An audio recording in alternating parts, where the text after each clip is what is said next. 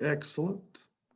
Thank you so much for joining us. I'm Linda Fitzgerald, and I'm hosting this webinar today for Joe Rodola. I'll introduce Joe to you in just a moment. This is Start Your Business, and this is the SBDC. We're so glad that you're here. We're happy to help you learn. Let me start with our disclaimer. The information provided in this webinar and any supplementary materials provided to registrants are intended for educational and informational purposes only and does not constitute professional, financial, or legal advice. No registrant should act or fail to act on the basis of any material contained in this webinar without obtaining proper financial, legal, or other professional advice specific to their situation. The Northern California Small Business Development Center and its host, the HSU Sponsored Programs Foundation, specifically disclaims any liability, loss, or risk, personal or otherwise, which is incurred as a result, consequence, directly or indirectly, of the use and application of any of the information presented in this webinar. And this is the Shasta-Cascade Small Business Development Center. We represent Shasta County and Trinity County in far northern California. It's a nonprofit organization, and we provide confidential, no-cost advisory and training services to small businesses. And the reason it's no cost is because the tax dollars that you are paying for the service. So we'd love for you to get that investment back in your company. We are sponsored by the U.S. Small Business Administration as well as the HSU Foundation. And look at all the faces here. These are all different advisors that we have within our SBDC. There are SBDC locations across the United States. Every county is supported by one. So if you're not in Shasta or Trinity counties, know that there is one in the U.S. that supports your region. And now I'd like to hand it over to Joe Rodola. Thank you so much, Linda. She does a great job. Great job introducing. Little up front, a couple of housekeeping items. Obviously, if you would keep your microphones muted, that would be excellent. Just for the ease of my old brain keeping on track. And ask questions. You can put the questions into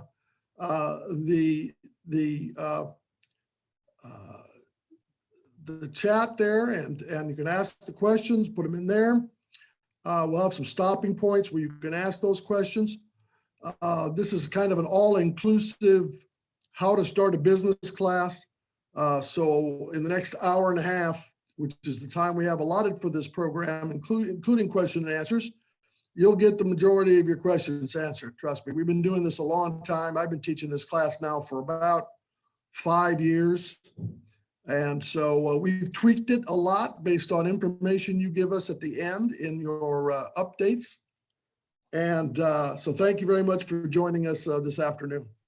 So as you can see, there's me, Joe Rodola. I'm the lead advisor here at Shasta-Cascade. I've got headed to 50 years experience in the credit industry. So I'm an old credit guy, all the way back to 1972. 48 years in credit industry, 25 years I worked for a bank. I made home loans and small business loans for most of those 25 years. I also have 11 years experience as a small business owner. The last 11 years, matter of fact, this is my 11th year in business, and 9 years experience as a small business advisor with SBDC and Superior California Economic Development, otherwise known as SCED. We'll explain who they are a little bit further down the road. Here's the agenda. Introduction, that's what we're doing now. We're going to talk about your discovery of what you want to do, making and keeping it legal, taking your idea and bringing it forward, hopefully to opening. Make sure you can do a business plan if you need money. And of course, we'll wrap up. Again, this class was developed for Northern California, Shasta-Cascade, SBDC. So a lot of the references I make are based on Shasta and Trinity County of Northern California. As Linda mentioned, there are SBDCs throughout California. So if you're calling in from another area, we'll tell you on the last slide how to find out who your local SBDC is. But much of what I'm about to tell you will pertain to any business that's opening in the state of California. Okay, so even though some of it is localized, a lot of it will cover anywhere in the state. Okay. And by the end of the course, you'll be able to, hopefully evaluate if you're suited to do this, understand the steps to take, make informed decisions, and what type of format and business plan you're gonna need, especially if you need money. Okay. So again, this will get you started, no doubt about it. All right, let's start with the discovery. My discovery was kind of interesting when I started my business. I was the director of a very small nonprofit credit counseling agency called CCCS, Consumer Credit Counseling Service. I call those 13 years I spent as the director here in Redding as my penance years. In other words, after I helped put people into debt for 25, I helped them get out of it for the next 13. How about that? So it's kind of reverse lending. But suffice it to say, when the office came in, after we merged with a CCCS in Richmond, Virginia, they came in on a Monday morning. That was I think it was May 7th or May 10th of 2010. And they came into I knew they were coming and said, Joe, thank you for all your service. You've done a wonderful job. You're a one-person office right here in Redding, California. We're going to do everything by 800 number. Have a nice day. So I was out of work in a matter of about 2 hours on a Monday morning. And at the age of 55 or so, wanted to figure out what the heck I was going to do with the rest of my life. I went home to my wife and said, okay, I got a severance check. I'm going to go on unemployment. Now what? So I opened a business about that. So that's how I started. And here's the funny part. 11 years ago, when I started my business, I didn't know SBDC existed. What a dork, huh? I didn't know that there was help. I've been, a banker, so I figured I'll wing it. It'd be fine, Luckily, I took the right steps. I made a couple of errors, but obviously it was nice. It would have been nice if I had known to come here and get some help. So again, in understanding all this, you have to kind of have a 4-level assessment, okay? Got to assess the feasibility of what you want to do. Can it be done? Okay. If I wanted to have a huge stadium and host sporting events, I would know that I probably couldn't pull that off easily. Okay. But a small service business, like I started out of my house using the second bedroom, my laptop and my cell phone that I already owned, that was more feasible, right? So feasibility, do you really want to do this? Self-assessment. Are you sure you want to become your own boss? There's pros and cons to that. Do you have a market to sell to? Okay, do people want what you have? And again, do you have money or enough to get started? Okay, all those things, and to run for 6 months. Not, besides getting opened and started, you need to have a pad. Okay, a little bit of side money, especially if you're going and getting any kind of brick and mortar. Brick and mortar costs money. Rents are high. Electricity ain't cheap, right? So you have to have some set aside. Do you have the personality to go out on your own? Hopefully you're outgoing. It really helps to be able to also be confident in what you have to sell. Okay. Do you have the skills and experience? You notice I didn't go out and open a pizza parlor. I was a bank credit guy all my life. So I didn't go out into something I didn't know. Again, do you have the money to pull it off? Luckily for a out of your home service business, technically you could open your business if you use, we'll talk about the reasons about this in a sec. You use your name in the business, surname, like I did. Joe Rodola's Debt Consulting, okay? I was open within a week. Operating out of my house.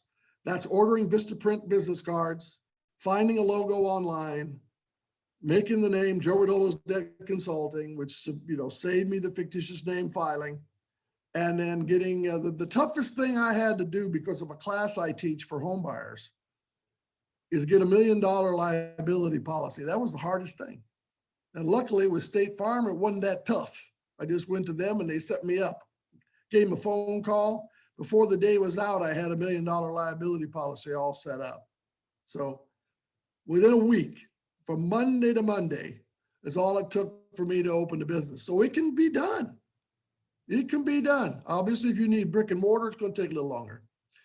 And obviously, do you have that employee or that entrepreneurial mindset? In other words, do you want to work 9 to 5 or you want to work 24 hours a day? You have to have 5 core business skills or have people to help you get them or assist you in having them. Hopefully you can sell stuff. Hopefully you can market it and get it out to the public. You can manage the background, including the financials. You can plan, better be able to plan, and you better be able to adapt. If we can say anything about the last year is adaptation, the adaptability of anybody who had a restaurant, a bar, restaurant, food service, a gym, you name the business, a lot of them had to pivot, go outside, get some chairs, get a tent, get some heaters, get some misters in the summertime last year to put out or the outside seating area. Man, adaptability, huge, okay? And how's your experience so far brought you to this? Like I said, I was forced in, I was pushed, okay? So better not to be pushed if you can, especially if you have to have a lot of money involved. Okay, so what is employee versus self-employed? Here you go. Employee follows other people's instructions, normally works 40-hour work week, standard.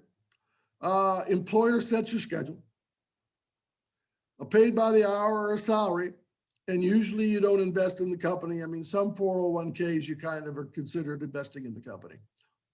As an employer, you decide what's going on, okay? You set your own work hours and work schedule. You get paid if the company makes money or else. And obviously the company is your investment, okay? And your personal goals, what matters to you individually? Is it family? Is it using your talents? Does location make a difference? Do you want your income now or do you want it later? I have some people that I'm trying to assist get started with a water truck business, okay? Highly seasonal for the most part.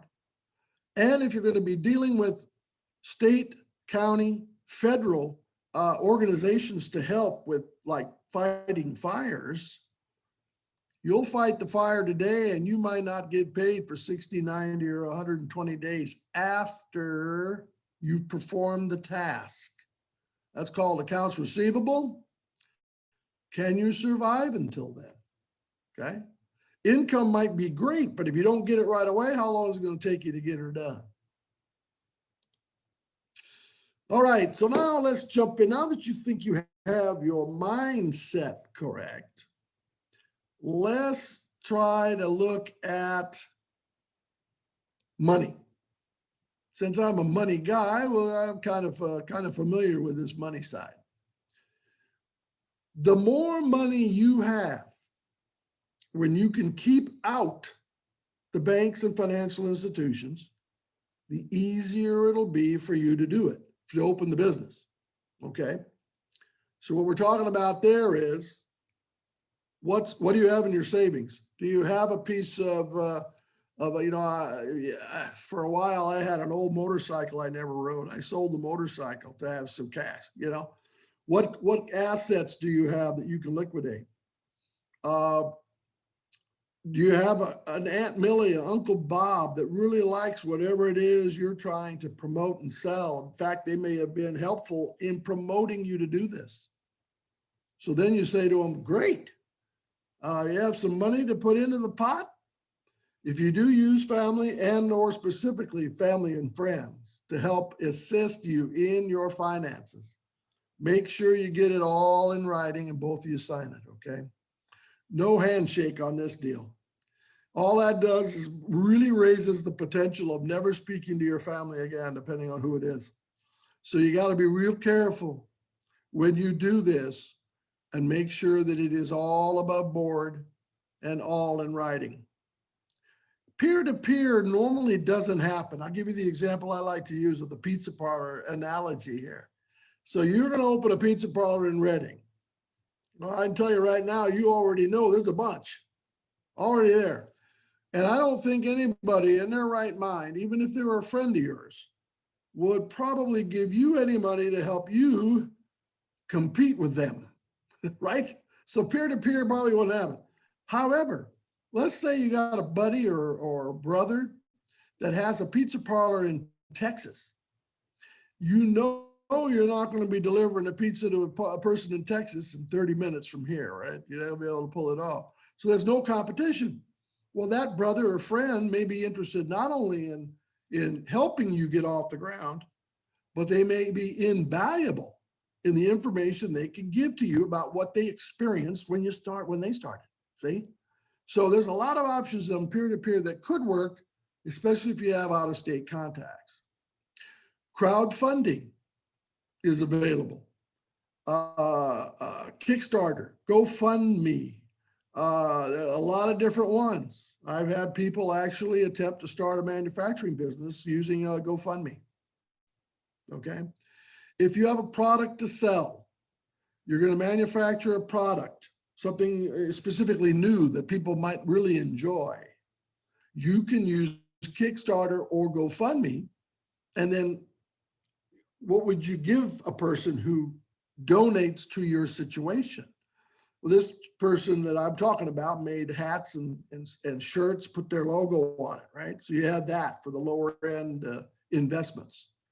You had maybe a dozen shirts and a dozen hats for an X amount. And then eventually it got to the point where if you donated X amount, they'd give you one right off the assembly line.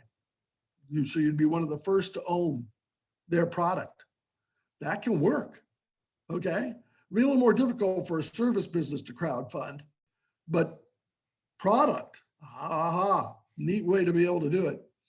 Angel investors, believe it or not, we do have a little, I like to call it our little shark tank right here in Shasta County. Most counties, especially the bigger ones, have investment groups and investment organizations. They're normally called angel investors. Ours here are called Shasta Angels. Okay, so Shasta Angels. They are now kind of promoting and investing in technology-based businesses, new ideas for a new piece of technical equipment. They were for a while doing some small manufacturing. They never really got into retail sales that I know of. And some people were actually selling food product and trying to manufacture food product. And so they got involved with one of those businesses as well. So Shasta Angels, you can check them out online. You would pursue them by going through a online interview with them. And then, especially after we open up, I suppose they're doing all their reviews now by Zoom, like we are today. But eventually you would be able to go over and meet with them at the country club over on Bocelli golf course and pitch your idea to them. We'll talk a little bit about pitch decks as we move into the business planning section. Venture capital is the last on this list, and those normally are for businesses been around a while, or there could be a situation where you're going to do something that is, I'll give you an example, it's eco-friendly. It's, you know, in the wheelhouse of saving the planet, saving animals, you know, all the neat things that could be done with the business. and you may have an actor, a ball player that you know through the family that might be interested in partnering up with you as part of, because they make all this money, they got to find a place to put it. Okay. So venture capital could happen, especially if you have a friend in the family that knows somebody that has a bunch of dollars sitting around and they like your idea or plan.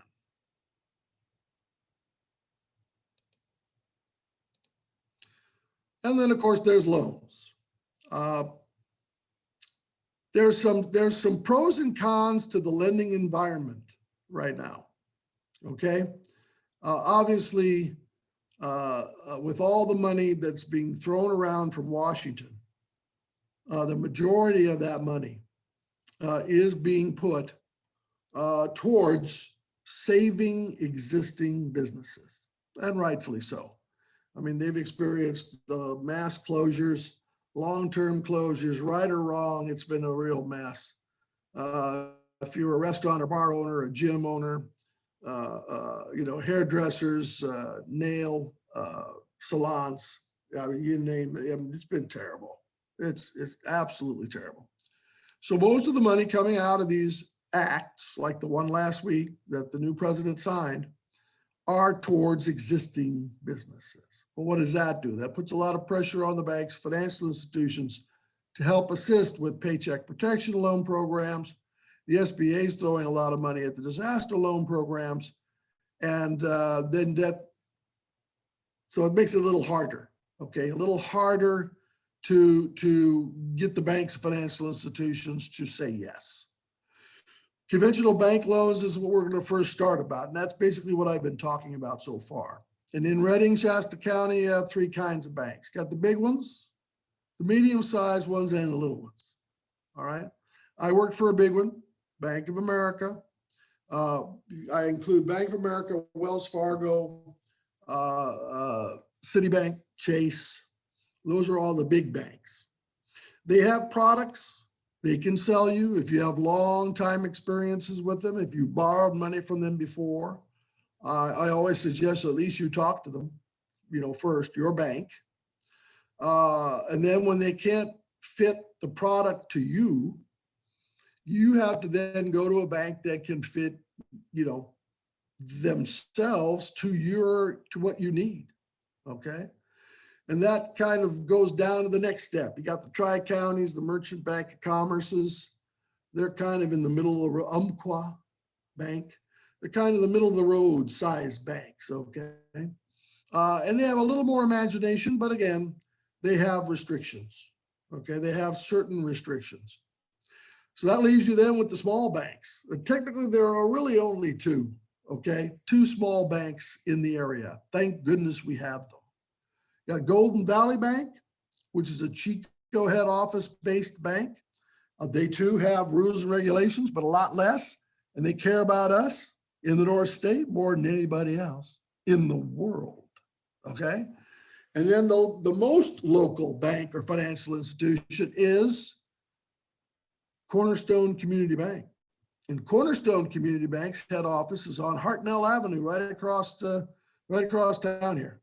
So Hartnell Avenue in Redding. And if they're not doing an SBA loan, which we'll talk about at the bottom of this purple section on the left, they're approved in the building. They never leave town, all right? That was one of the problems when I left Bank of America in 1997. You came in to meet up to get, say, $50,000 to $100,000. I'd have to package up the stuff and send it to some guy in Arizona or somewhere that didn't know either one of us. Difficult to make loans, in my opinion, if you don't know who you're speaking to. That's what's cool about the little banks. You'll know Jay over at Golden Valley. You'll know Matt and Chandra and Jamie and all the good people over at Cornerstone. You can call them right on the phone. Won't go to an 800 number, and you can chat with them or walk in and talk to them live. Okay, that's cool. That's cool because local approvals is the way to go. Okay. Commercial finance companies, we technically don't have any commercial finance companies in Shasta County that I'm aware of. We do have some connections to some commercial finance companies outside of the area, Sacramento being the closest. We can always attempt to put you in touch with those people, depending on what type. That's one of the reasons that at the end of this, I'm going to, hopefully suggest to you that you sign up for individual one-on-one consulting, where I can talk to you about your particular situation and guide you through which direction I suggest you lean towards. Microenterprise loans. We have a microenterprise lender. We'll talk a little more about them later. In fact, I worked for them. SCED, Superior California Economic Development. They too are on Hartnell Avenue, believe it or not, right up the street from Cornerstone Bank of all places. And they have a gentleman there that I've known for years, and he's a great guy, Bob Nash. He also owns a Nash Ranch over on Old Oregon Trail. You may have gone to his pumpkin patch during October and took the kids. He's got a cool train that they have train ride out there, and they have corn maze and the whole bit. Bob's an old banker too. How about that? So he used to be a banker in the Valley. And so they do what's called micro loans. And believe it or not, micro loans aren't as small as you may think they are. A micro loan is $50,000 to $5,000. Okay, that can help a lot of small businesses get off the ground. And again, they'll need business plans, they'll need financial forecasts. Your credit still has to be decent, but they can do things again a little differently than a bank because they don't have to meet strict rules and regulations. They can say, that sounds like a good idea. And then you do this, this, and this, and we'll give you this, this, and this. And they don't have set payment plans and so forth like a bank. Bank's going to want monthly payments. That's the way it's going to be. So micro enterprise, and again, we can hook you up with that as well. Economic development loans, we do not have any in Shasta County, okay? Economic development loans don't exist. Some counties do. The bigger counties, I wouldn't be a bit surprised if an economic development corps has money available. Okay, so check with the EDC in your area. SBA loans, okay, that's the one that I was talking about a second ago. No matter who does an SBA loan for you, either the 7A program or the 504, they have to go to Sacramento for approval. Okay, so if you went to Cornerstone, they did an SBA loan, goes to Sacramento. You went to Bank of America, did an SBA loan, it's got to go to Sacramento. See?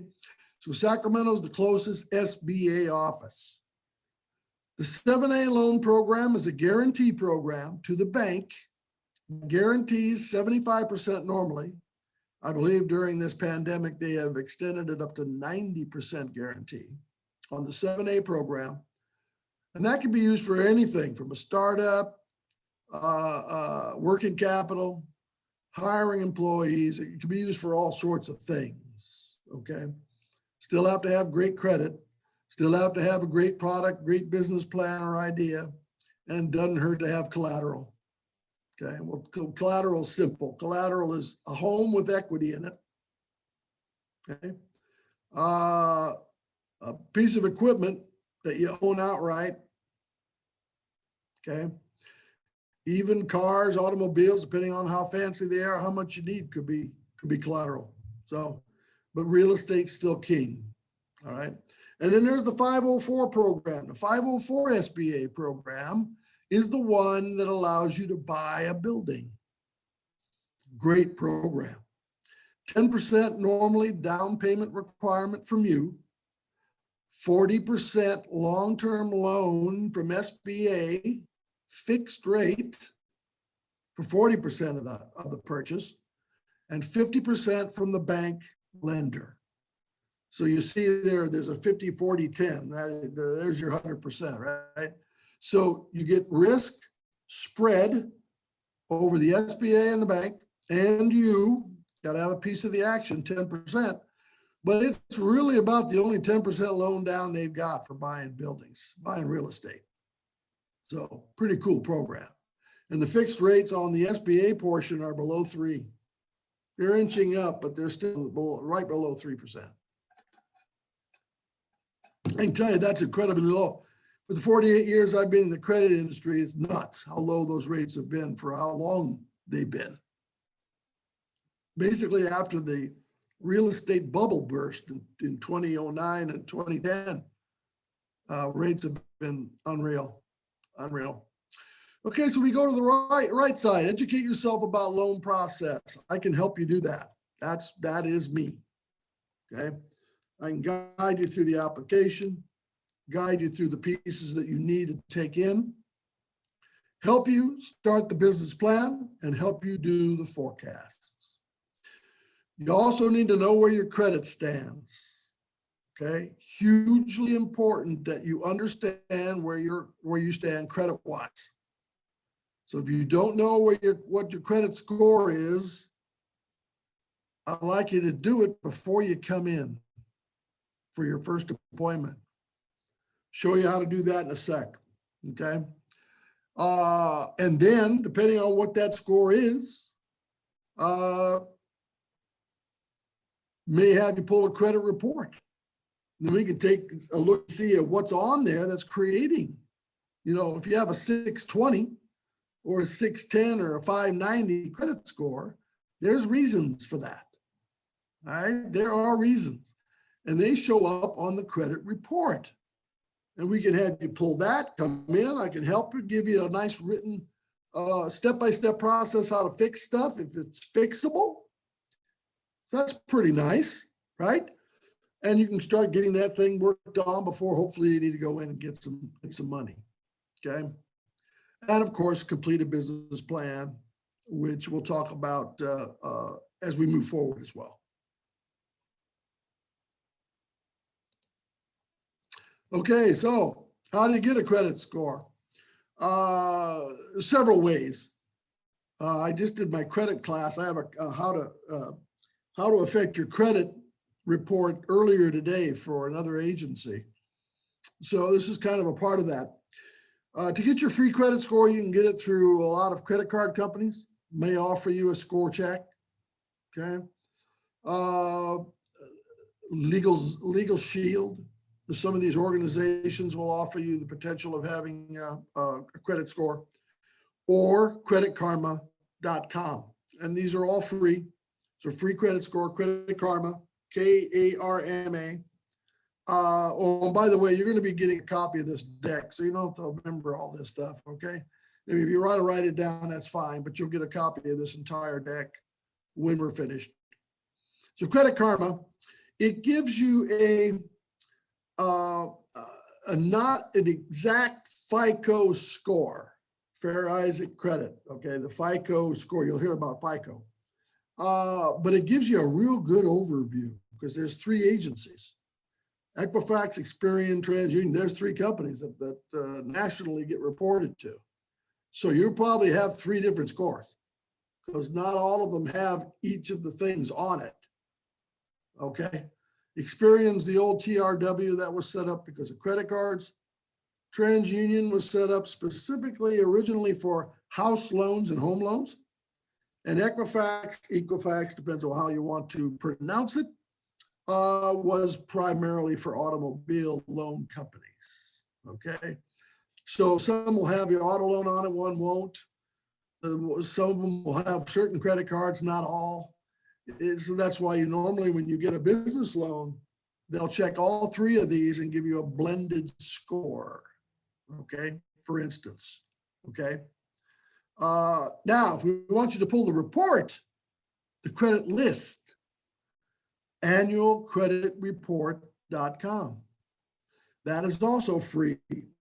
Once per calendar year, you can pull any or all of these reports once per calendar year. My wife and I pull ours in rotation, okay? I might pull my Experian in January, my Equifax in June, and my TransUnion in September. So that way I'm keeping kind of a track of it as it goes along, okay, during the year. My wife might move it a month here or there. Since a lot of our accounts are joint, they'll show up on both of ours anyway. So again, it's kind of cool, okay?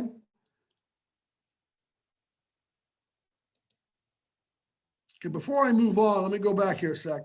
A lot of times people will ask me at this point, what's a good credit score?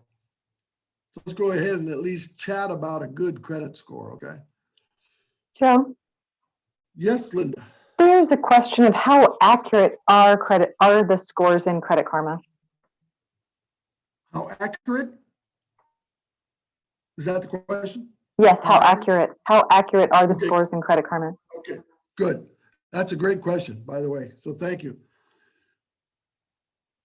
I don't know if you guys have ever, if you own a home, have you ever looked up Zillow? Okay, Zillow gives you supposedly a value of your property. It's not a, appraisal by any means, but it gives you an idea of how pretty close as to what the value is. That's the same with Credit Karma. Credit Karma is not on the nose, okay? But it gives you trends. That's what you're looking for is trends, okay? So what's a trend? A trend up is great. So if it's rising, that's what you'd love to see.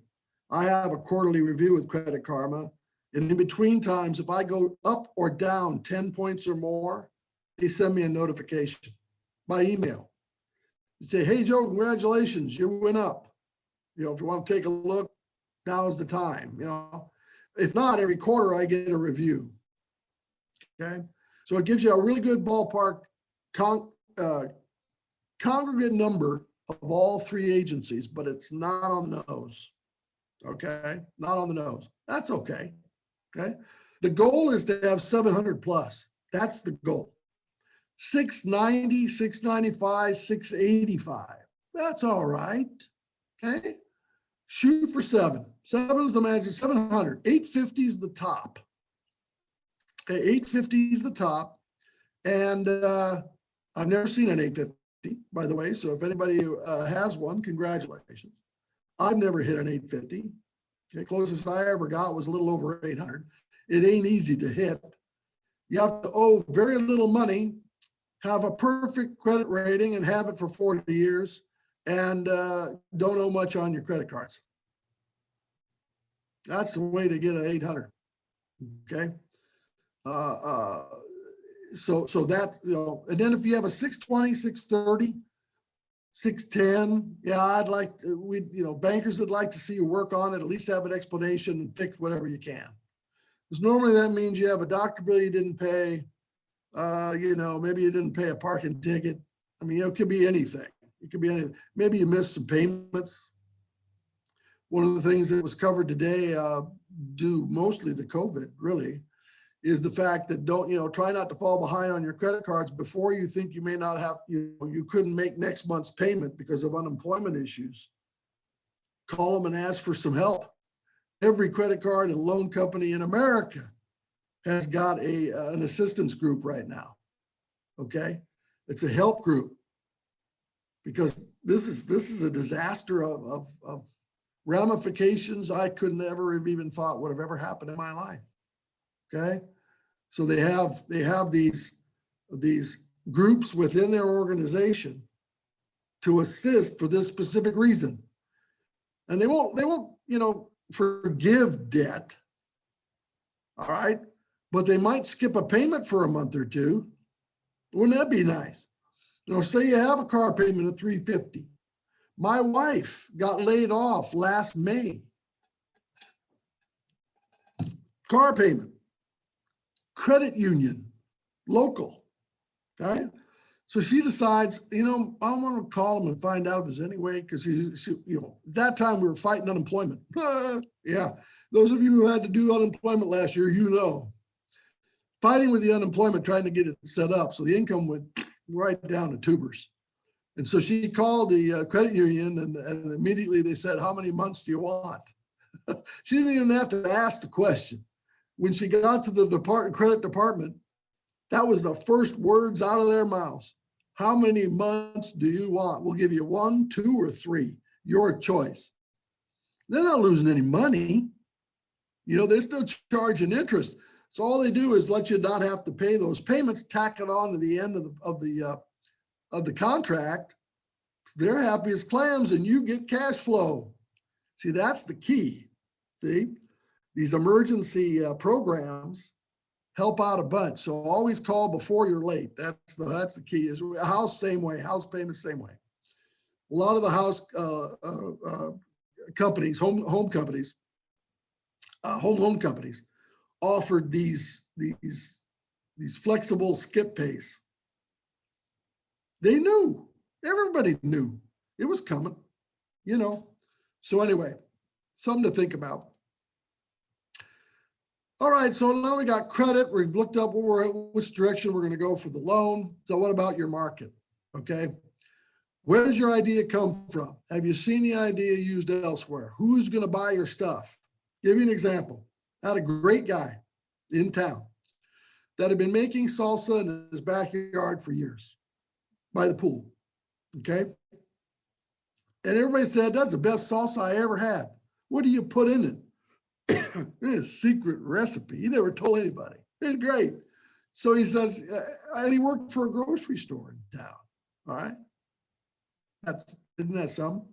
So he goes through the steps to find out how to package his salsa in the tubs, what kind of label he needs, what he's got to put on the label, gets a name, finds a little logo that he can use. I think one of his family members may have made the logo. And goes to his boss at the grocery store and says, hey, my off time, can I test market my salsa to see if there's a possibility that people might buy it. Okay. So what he did was he got a bunch of the salsa, put it in the tubs, put the labels on it, bought it in an ice chest into the store, set up a table, got some chips off the rack, opened the chips up and did a Costco thing. Right? Would you like to try some of my salsa? Okay. Bought a shirt, one shirt with his logo on the chest, you know, and sure enough, he sold all the tubs of his salsa in a matter of about an hour.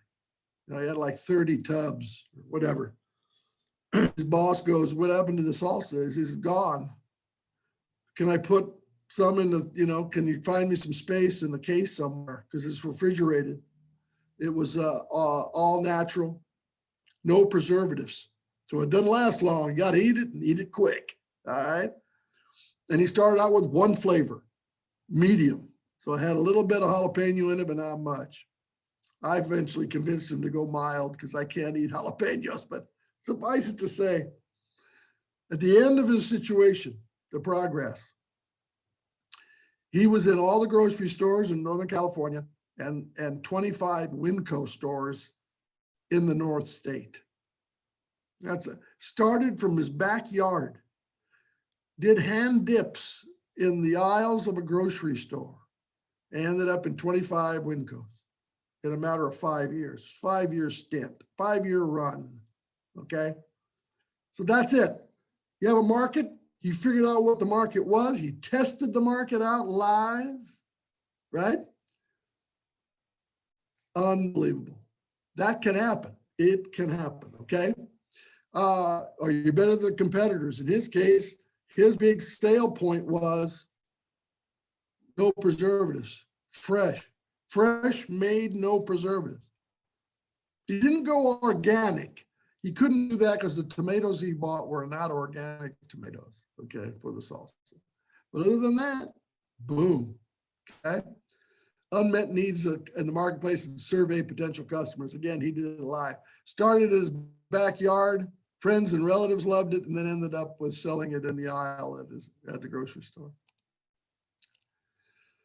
You have to have a team. Good to have a team, guys. And your team, you know, you have product service team, market and sales, and financial management. If you can't do it all, or you and your wife, or you and your daughter, you and your grandmother, whoever, right? Niece, nephew, and uncle, find them. You can't do it all. Can't do it all. Very difficult to do it all. Okay, it's not a problem. Okay, we're already on your team. SBDC is going to be on your team after you make that first appointment.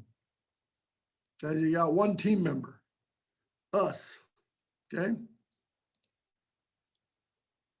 Linda, do we have any new questions?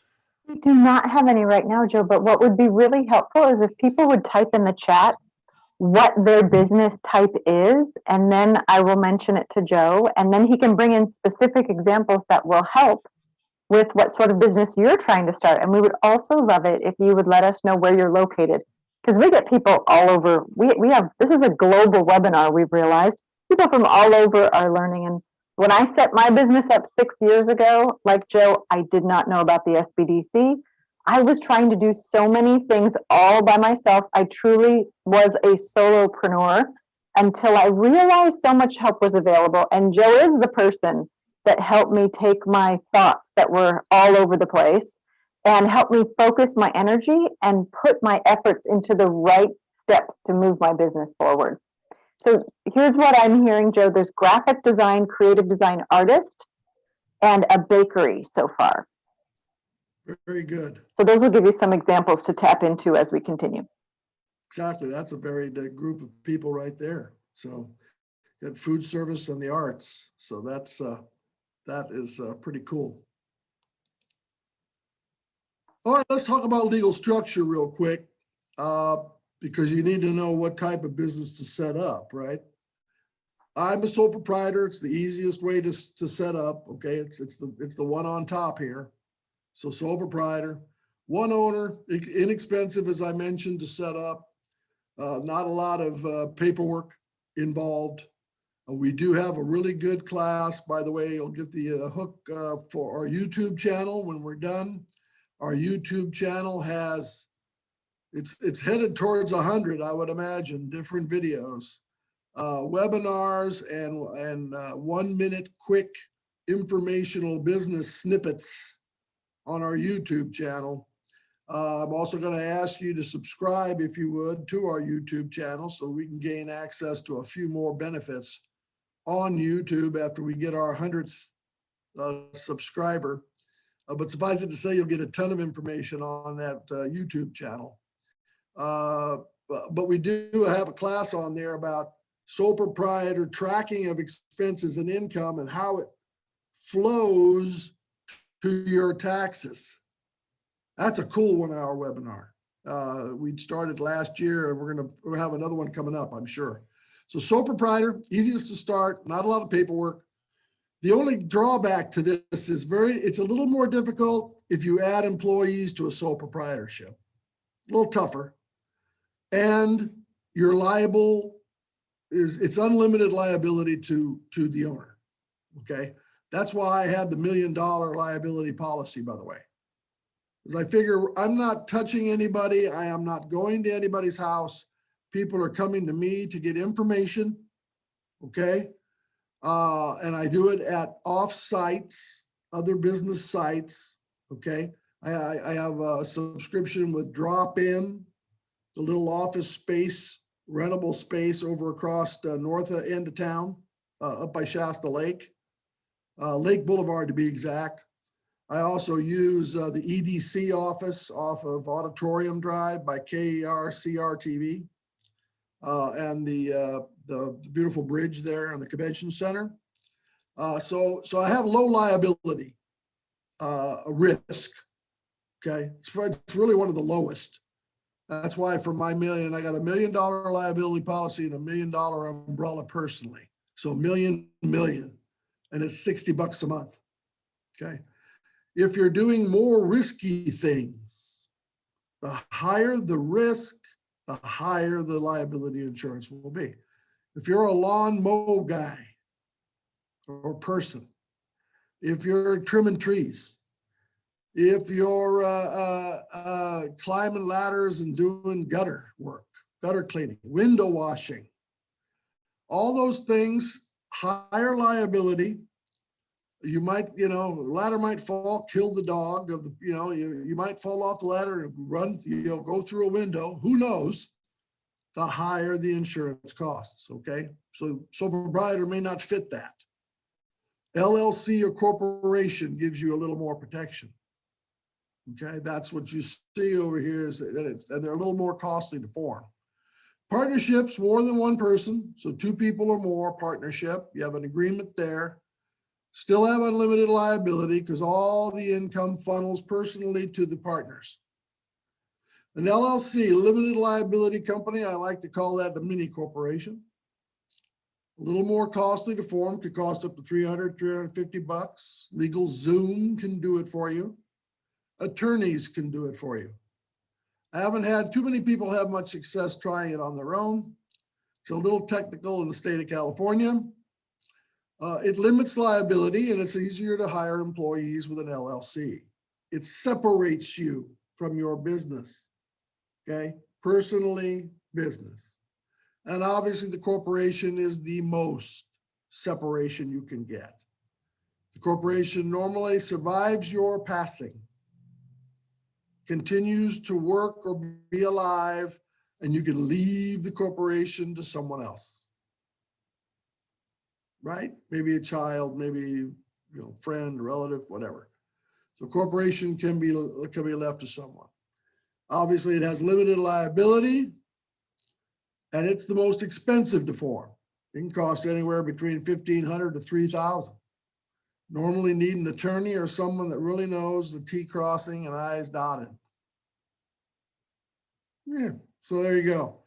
My sole proprietorship, I opened, including my first month's liability insurance coverage for under $200.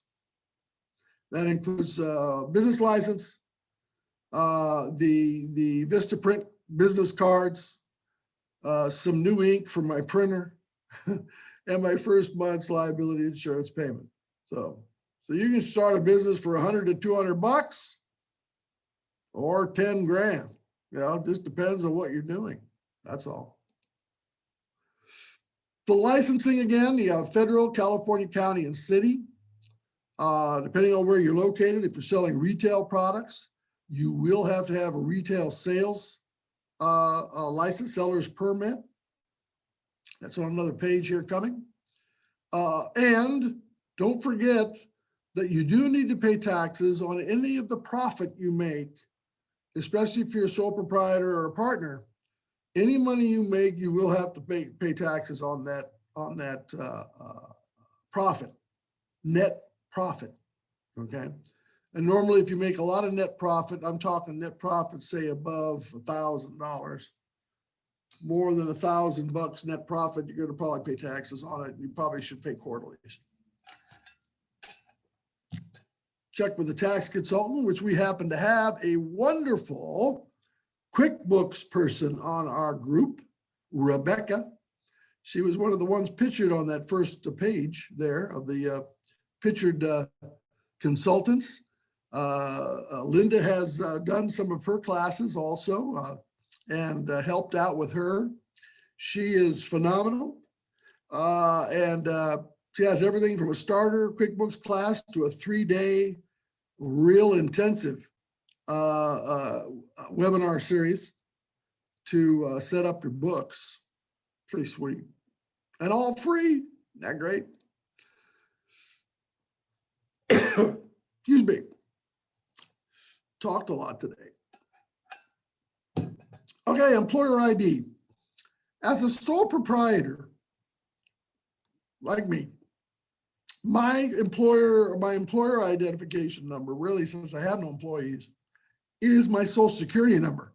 So I report everything for Joe Rodola's Debt Consulting on what's called a Schedule C, which you'll see in a minute on one of these slides. And I report it under my regular income of my personal 1040 form, regular tax form, okay? Basically, the Schedule C is a profit and loss redo. You have income at the top, expenses written off in the middle, pay taxes on the bottom line. It's line 31. I happen to memorize it because of all the issues we had during COVID, by the way. So anyway, but if you have an LLC or a corporation, you'll have a separate ID number, and that LLC or corporation should pay you out of itself. It becomes the entity, all right? It becomes the entity, and the corporation will write you a check. okay? You'll be payrolled just like anybody else that works for you, okay? Depending on, and if you're all standalone, you should still get a paycheck, okay? So anyway, thoughts to think about. And again, corporations, you have the state, Secretary of State, state income tax. If you're selling a product, you have to collect state tax from the buyer, okay? Most areas of the North State, 7.25% still. And you collect that money and then you send it to the state, you know, when it's required. Again, I'm not the accountant. Rebecca could tell you. Depending on how much you collect or how much you sell, it could be at least once a month that you send the money to the state of California. If you use QuickBooks, that'll split for you and split it off, okay? If you're selling a service like me, you come to my class and pay me $50, no tax, okay? No tax. So far, knock on wood, can't tax the service business yet for state tax. So we'll see if that continues, obviously. If you have employees, you got workers' comp, you have to deal with wage and hour laws, occupational safety and health, especially now with COVID. You have a lot of restrictions you got to watch for, okay? Sanitation sites, masks, sanitizer, how often you clean. My wife, unfortunately, just recently had the sad responsibility of assisting a retail store to close their doors permanently, okay? And it was in the mall, and it was sad, okay? Basically because she really liked the clothing in that store. And she bought a lot of it. I'm actually, no, I can't say that. I'm not supposed to say that, but anyway, it'll save us some money in the long run now. Anyway, she had to shut it down, and they had to, you know, the dressing rooms, they actually allowed people to use the dressing rooms, but after somebody used it, had to sanitize the dressing room, okay? Doors, doorknobs, handles, doors, seats, the little hanger to hang where the hanger clothes were. And after every person got done at the counter buying their whatever they bought, they had to wipe down the counter and wipe down the electronic machine, you know, for the credit cards. It's a lot of work, a lot of work. So you have to have, you know, follow all those rules and regulations now that we're in the middle of COVID. Provide employee information and training. Okay, register with the Employment Development Department, EDD. So a lot of things. A lot of people will normally wait as long as possible before they have employees. Reason being, a lot of bells and whistles, huh? A lot of bells and whistles. I don't have to worry about workers' comp, wage laws, occupational safety. I don't worry about any of that. Provide employees discrimination? No. You know, I don't have to report with the EDD. Pretty simple. And there's the seller's permit we talked about. You got to get that if you're selling a product. So if you're selling this pen, okay, got to collect. You got to have a seller's permit and you got to collect tax on the pen. Okay. Some food service doesn't require tax. Again, I don't know the rules and regs right off the top of my head, but if you go into that business, you'll know. Okay. Fictitious business name. This is an interesting situation. Fictitious business name. If you do not use your surname in the business, as you might remember earlier in the conversation, we said my business is Joe Rodola's Debt Consulting. I help people with credit reports and teach classes, okay? Rodola's in the name of the business. No fictitious name filing. If I went JR's Debt Consulting, that's considered fictitious. I would have had to go through the filing for fictitious name. And that costs about $150. Okay. You got the filing fee to get the form out of the county. You got to get the county information out of the form to give to a newspaper, and the newspaper's got to run it for 4 weeks. Old school way to tell the population you're opening a business under this name. And that's something. So what you're doing there is you're telling the participants in the county that you're opening a business under X name. Okay. So in other words, if I went JR Debt Consulting, somebody else had JR, they could fight me on it, technically. Okay, that's the reason. I think it's old school. I think you should start doing it on a computer somehow, but no one's figured it out. So we're still going the old way, man. Put it in the newspaper. All right. Business licenses are required in 3 cities in our county. 3 cities. Anderson, Redding, Shasta Lake.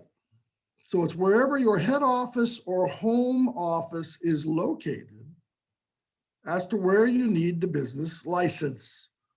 My home resides in the city of Redding.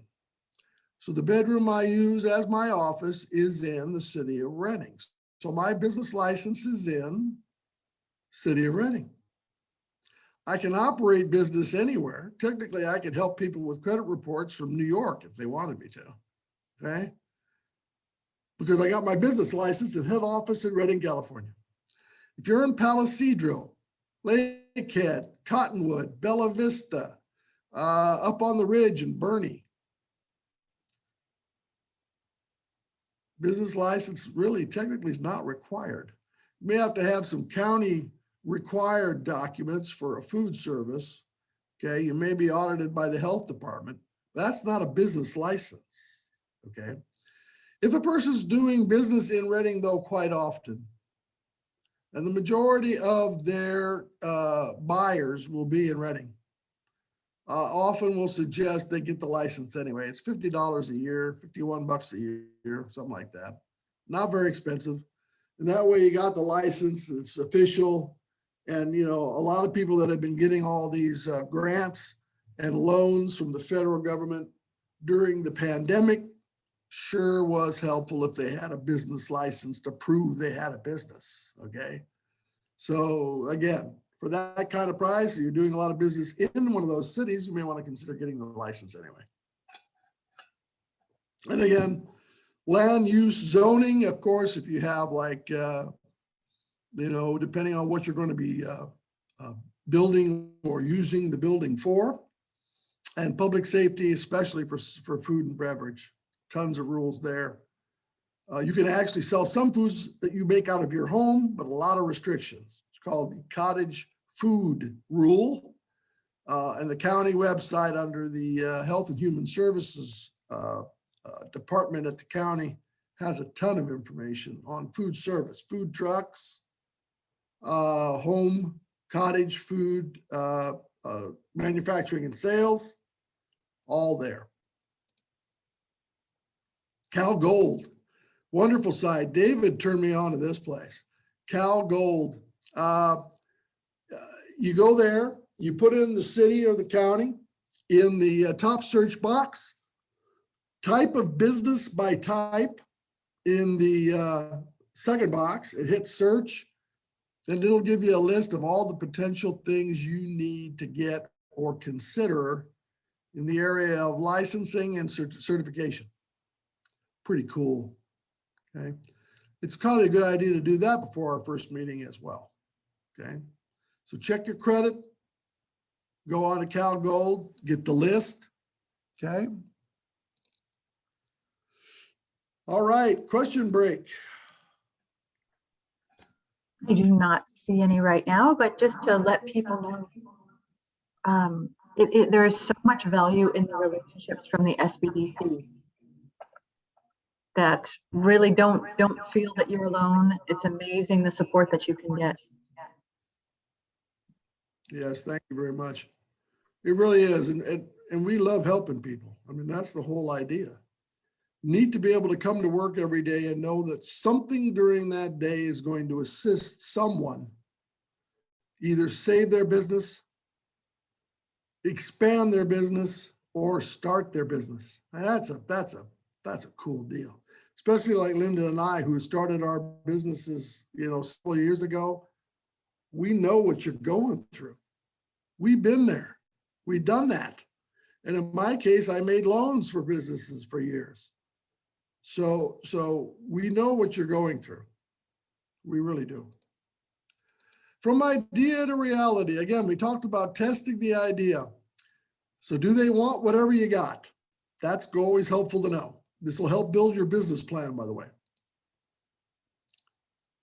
Is it viable financially and sellable? Okay, and sellable. All right, it'd be great if you could make something that people want and really make it inexpensive. Well, that's not always doable, is it? It's not always doable.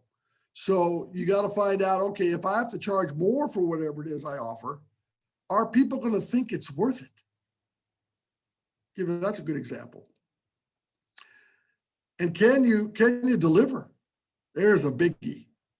All right, can you deliver whatever it is? One of my poor clients, it's a great client. They made a patent pending untippable kayak. Easiest way to say it, okay? It was a kayak that you could not tip. People go, wait a minute, Joe, you could tip a kayak. Any kayak can be tipped. Not this one. Not this one. This particular kayak, the patent pending feature of this kayak, talk about having a niche market. It had pop out floatable wings. All right. There were 2 flotation devices, one on each side, equal distance out from the hull, that could be retracted and then put out. All right, put into position. And when those flotations were deployed, you couldn't tip the kayak, right? It was because the ratio of the engineer that helped make this, length, width of the kayak, and the width of the wings. Hey, it's called science, baby. You couldn't tip it. I thought this is the best thing since sliced bread. Okay, I really did. I thought it was going to be murder row, baby. They're going to sell heck out of it. This is not your $200 Costco kayak. No, definitely not. Okay. They started at like $2,000. A $2,000 kayak with a lot of possible add-ons. All right. If you were a fisherman, you could add on depth finders, live wells, you name it. Little electric trolling motors. Okay. If you were a hunter, you could put gun racks and make it camouflage and netting, so forth and so on. If you were a diver, you could put on depth finders and nets to put your abalone in on it. It is amazing what you could do with this fully customizable. They called it something else, another acronym, but it was basically an untippable kayak with fold-out pontoons. What a deal. So what was the problem? Feasibility, production, okay? Everybody was producing $200 kayaks at the roto molding companies, and then he wanted 100 kayaks. They'd say, well, wait a minute, Dix wants 10 million kayaks, So who's gonna get the kayaks first? See? So their problem was in manufacturing. So you have to really be careful of what you can do and what you can produce to sell. Obviously, the best part would be in that little middle section, wouldn't it? Because you have they want what you got. It's viable that you can make it, and it's viable that you can sell it. Wow, cool deal. So what's the problem, wants and needs that are being solved? How many customers do you have to make the solution? This is part of your business plan, people. Okay, what does it cost to run the business? Can you sell enough to earn a profit? And can you do projections? I will help with projections, okay? That's one of the things I can assist with. We like to do a 2-year projection with you. It's crystal ball time. We crystal ball what you think you're gonna make each month from start on for 2 years and what your expenses are. It's easier normally to come up with an expense list than an income list. So I always suggest we start with expenses first. Because if you have to pay rent, you know what the rent is. We can approximate the lights, the heating, the electrical, the phone system. We can, come up with a pretty good idea what it's going to cost you to rent a credit card machine and, pay the fees for the credit card usage. So we do expenses first. We can identify a break-even point. So you know how many, if you know how much your expense is, we gotta find out how many pens to sell. Right? Because you gotta make money. Hopefully you gotta make money. So we'll work on that as well. There we go. Product selling, cost of goods. Can you get the supplies from your supply chain? And can it be produced easily? Value of the service on a service business, and hopefully some growth. Your customers, are they business to business or are you business to consumer? If you're business to business, you could be selling. And in fact, my salsa guy was both. He would sell wholesale to certain stores to sell his salsa, or he'd sell it to me for X amount of dollars as a consumer. So we had two types of things. Wholesale, he doesn't charge sales tax. They do when they sell it out of their store after the fact. But he also then sold it to them cheaper, right? If he sold it to me on a one-off tub, I'd have to pay sales tax to him, and he'd then pay it to the state. See how that kind of turns around? And again, you have people waiting for what you've got, hopefully, and people who would like or could use your product or service immediately. The quicker, the better. It's one thing about credit repair, credit assistance, and training. Everybody always needs that. There are certain types of jobs that somebody's going to need. It's never kind of fun or enjoyable to think about, but a mortuary, needed. Tax preparer, a lot of times, needed. Whether you're H&R Block or a full-fledged accountant or CPA. See, that's the old saying. I'm old. Nothing's certain but death and taxes. There you go. I see it falls into those two categories, doesn't it? Where will you operate? You're going to need a physical location. Where are you going to sell to? Is there a territory? For my business, it's really local. I don't sell much beyond the area of Shasta County, maybe Trinity. I don't promote it any further. I could, but I don't. So and everybody these days, in my opinion, needs some type of online presence. You've got to be able to sell somehow through social media or a Facebook, or at least Facebook, and maybe probably a website. My daughter's little business is art related. All right. She's the art teacher at Foothill High School. So her main job is to teach high school students about art. She also has a wonderful ceramics class out there at Foothill, although she's having some problems this year. The kiln hadn't been used, so she has some kiln problems when she wants to restart in the fall. But suffice it to say, she's been teaching art at Foothill now. This is her 15th year. She started a side business called Art by the Bottle. Okay. Many of you have probably seen this idea. She used to get a bar restaurant to lend her some space to have 10 to 20 people come in the evening after work and draw and paint a picture. This picture was being promoted through her Facebook page. And each class would be a certain painting or drawing. And she offers the student that goes, this is adults only, for the most part, their first beverage. So she'd buy her first beer, a wine glass of wine, and you go with your friends and you sit around and you drink wine, have a little food at the restaurant on a Wednesday night where they're not busy. And she charges you X amount of dollars for the painting, and then she'll help you paint it. Okay. It's not quite paint by numbers, but she pre-draws the picture ahead of time. And she's already painted it once, so she knows exactly how to guide you through use of color, use of the brushes. Okay. She has smocks and easels and the canvases for each of you to use. And she started about, shoot, it's been what now? It's got to be 6 years ago, I guess. Unfortunately, COVID kind of just went, well, that was the end of that the last year, but guess what? She just started back up in about a week or two ago. Once we changed into the different tier here in Shasta County, she went ahead and reopened.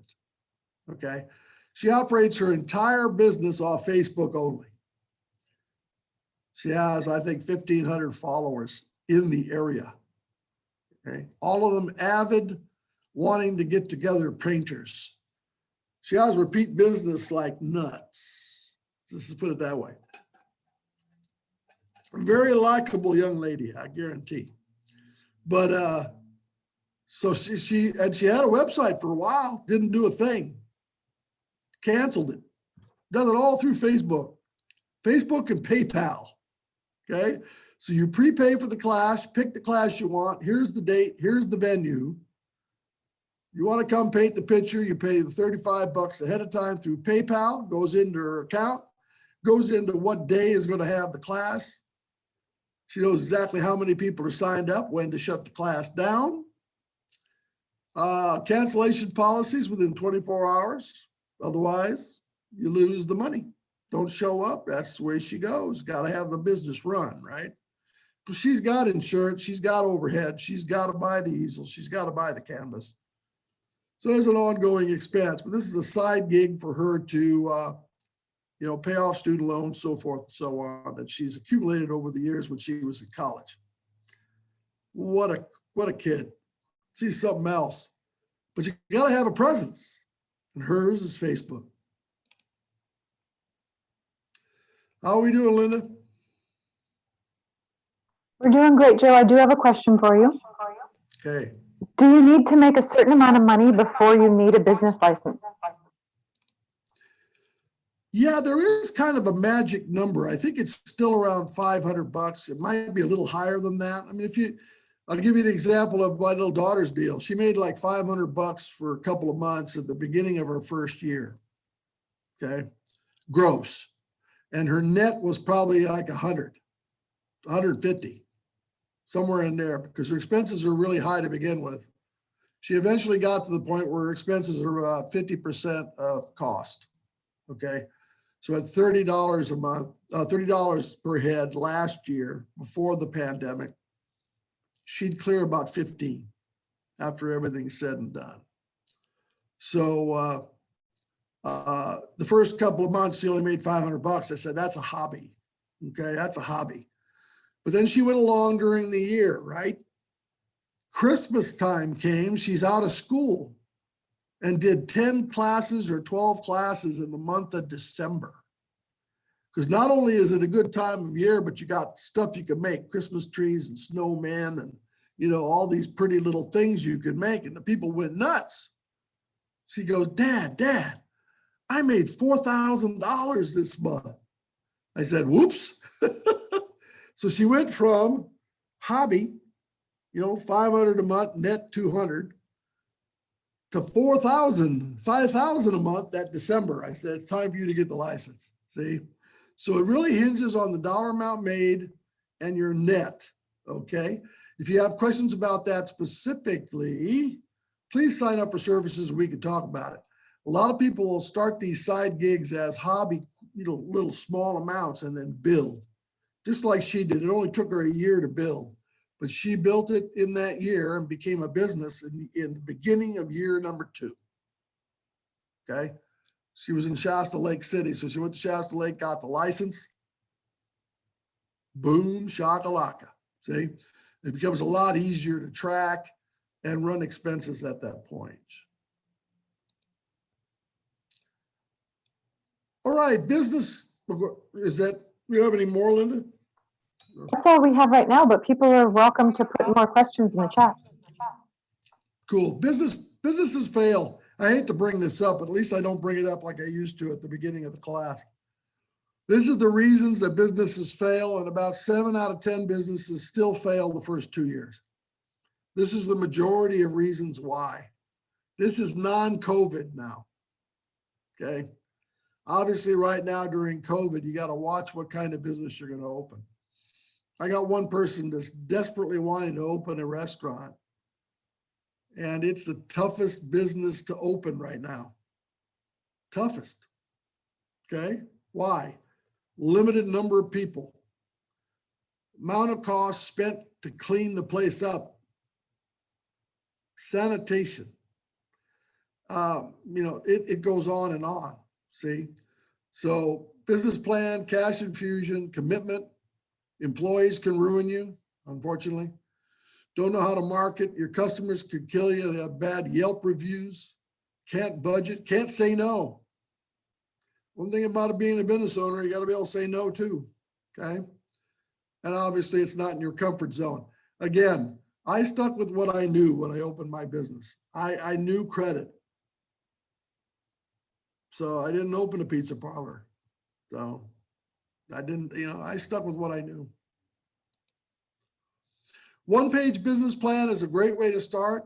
We also have a wonderful business plan class where we go over starting a business plan. I normally co-teach that with Lonnie, one of our other wonderful consultants. So one-page business plan basically has, what's the name of the business? What's your product? Who are you going to sell to? How are you going to sell it, and how much money you're going to need? That's kind of a down and dirty list of the business plan. Okay. Then you can get into a bigger one, but that's a good starting point. And there's break even, kind of a discussion of break even.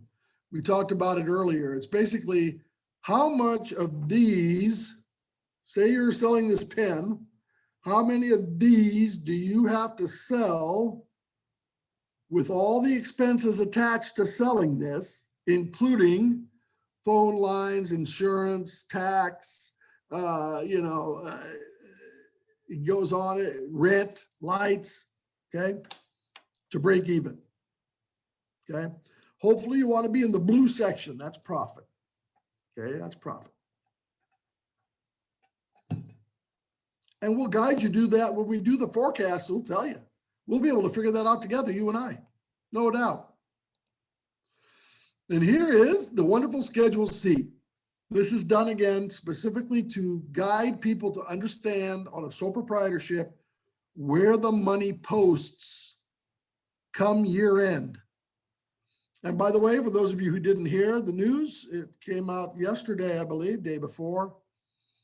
Our taxes now are not due this year till May 17th. So the April 15th normal due date has been extended to May 17th. And that's when these Schedule Cs will be due into the IRS for those of us that are sole proprietors. So basically income at the top, name at the top, right at the top's name, then income in the section there in part 1. Part 2, expense list, and good old line 31, net profit and loss, okay? And that's how much you ended up making for the year, okay? Many times in the day when I was making loans for small businesses, I had people come in and say, hey, Joe, this is back in the 70s and 80s now. And they say, Joe, I sold $1 million worth of stuff. In those days, $1 million was a lot, okay? Remember back in the 70s, I used to pay a buck in the early 70s, late 60s for a taco and a soda. It was under $1 at Taco Bell. Okay. So $1 million was a lot of money. And they'd say, Joe, I sold $1 million. And then I'd ask them, well, how much did you make? What was your net profit? Nothing. And they're into me talking about wanting to buy some new piece of equipment. And I'd have to tell them, well, if you have no money and there's no profit, how are you going to pay for this new piece of equipment? Well, yeah. So be careful about doing 0 on line 31. There's the warning. Always better to make at least a little money than to get rid of it all, especially if you need to expand. Okay, there's my little warning of the day. Okay, any other questions before we jump into some of our other support organizations? We do not have any right now. Out of time here quickly. So we've got all of these groups in the area that can assist. SCED, Superior California Economic Development. We talked about Bob. We have a SCORE, Service Corps of Retired Executives that can assist, especially in business planning. We have a wonderful women's business center at Jedi. They're located right up the road from us now. We're at 1305 Sacramento, and they're right around on Placer. So they're real close to us. Tricia runs that. She's a wonderful, wonderful lady. Economic Development Corporation especially helps with all sorts of manufacturing groups and organizations. Todd runs that one.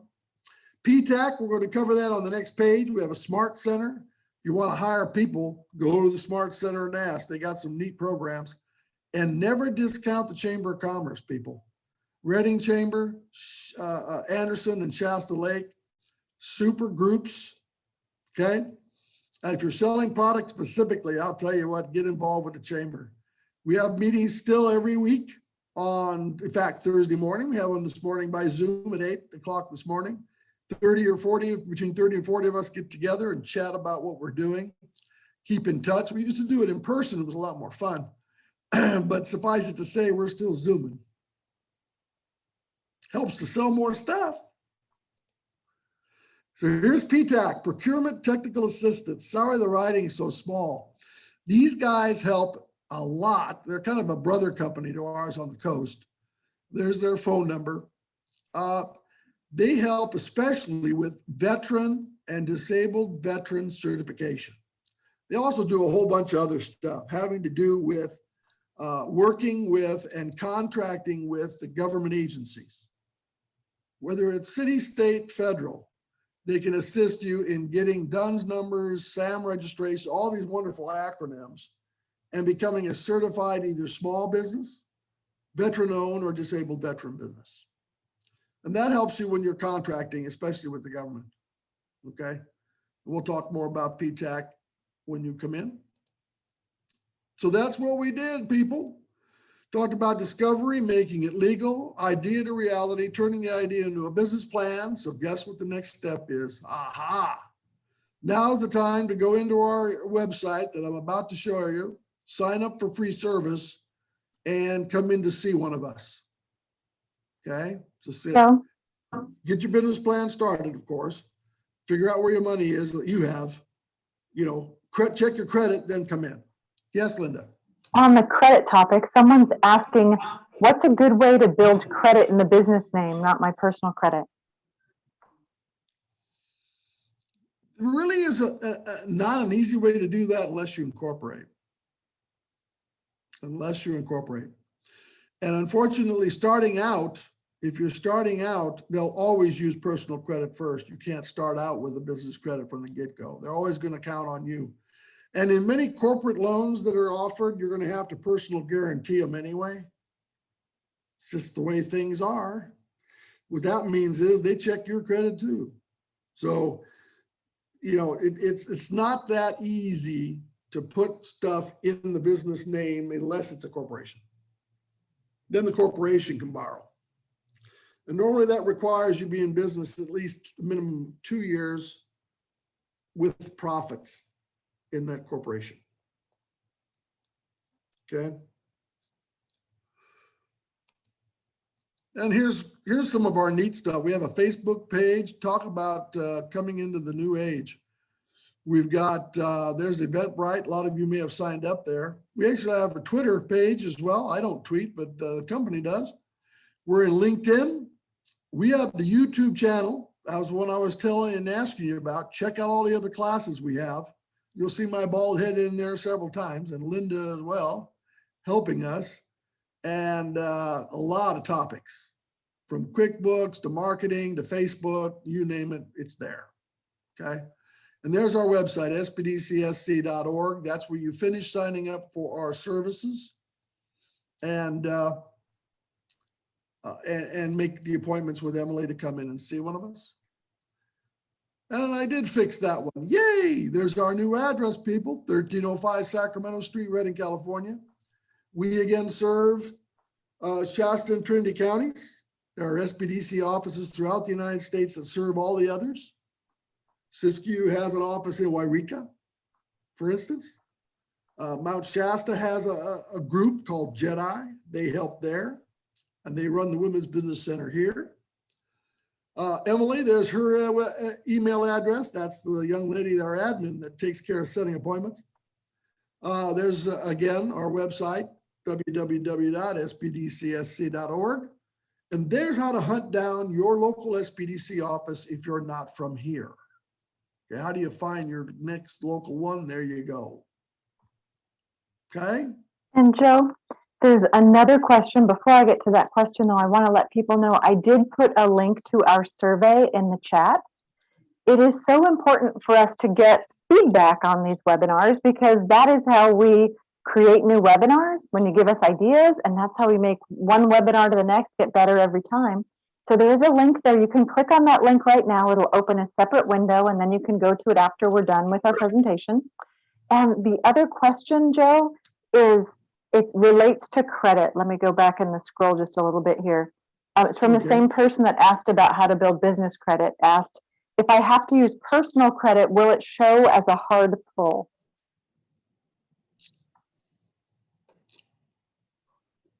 And then they elaborate a little bit more later on in the question in the chat. It says, to be clear, does my personal credit register a hard pull when applying for business funding in a business name? Yes. Yeah, easy answer to that would be yes. Yep, it does. It's a hard pull once you apply for a business loan of any kind. Okay. If you're an existing business and you were applying for certain disaster loan funding, some of those on the original poll were not hard. All right. The original EIDL, I believe, the disaster loan funding for COVID that started last March, a year ago, end of the March, a year ago. They did soft pulls, but for any standard business loan, there'll be a hard pull on your personal credit, yes. And Joe, it would be a mistake if I did not mention your way that you teach people, and you taught me how to manage the expenses with the cash flow Excel spreadsheet. Is that something that you can send to Emily and have Emily share? Because I know that has provided so much value for me in my business. Yes, we could. I would much rather, of course, show you in our class that teaches that. That's even better. Then let's get that on the calendar. Shameless plug. But that is such a great class. Yes, do check our calendar for cash flow class, because it is. Yes, there you go. If you're not tracking your expenses, oh my goodness, you're doing yourself a disservice if you aren't paying attention.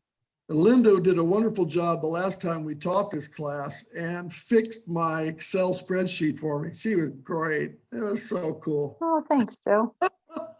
It automatically fills in the data. So it makes it a lot easier for a person to actually, for both of us when we're working on that Excel sheet, if it auto fills, you know. So she told me how to fix the autofill. It's great. Now here's a great question. Excel class too. We have an Excel class. I'm teaching a PowerPoint class too. That's coming in April. Oh, that's right. The nice PowerPoint classes. Yeah. I have someone to ask, is there a marketing class? And you know what? There's actually quite a few marketing classes. If you look at the link, the website address that Joe has on the slide right here, www.sbdcsc.org, go to that link, then look at calendar, and you'll see all the classes we have. Lonnie did Facebook 101 a couple days ago. I hosted that one for her. So many people in that class were asking for, please tell me when Facebook 201 is, I want to attend. So this is one of the big benefits right now. We did not used to do classes like this. I used to do them in a classroom with about 10 people in front of me. And we had 56 people on Facebook 2 days ago learning, and there's so much value for you here. So please do stay in touch with us. Look at what these classes are. It doesn't matter if you're in our area or not, but if you do want that one-to-one advisory service, you do need to be in Shasta or Trinity County. And there's Emily's email right there. You can check in with her. She's the starting point. She meets with people, then she decides who the right advisor is to meet with you. And like we said earlier, there's no cost for you to have these meetings because your tax dollars are covering it. So Joe, we are a little beyond class. We're giving bonus minutes here. How would you like to wrap it up today, Joe? Just a final thought, everybody. Congratulations on making this step. I look forward to meeting with you when you're ready. We'll be happy to assist. We're always here. And I'm not taking any vacation until May, so you got good time to see me here. And so anyway, have a great evening, and thank you all for attending. Thanks so much, everybody. Take care. Have a good evening, everybody. Oh, there was a question before we close out. I want to address your question. You say you're in Austin, Texas. How do I locate a local chapter? What you can do is go out to Google, type in SBDC, and then type in the county that you're in, and you'll find an SBDC near you. We are all over the United States. Every county is supported by an SBDC. So you will be able to find one right there for you. Thanks so much for asking. Thank you very much, everybody. Thank you, guys. Bye-bye. Take care. Bye.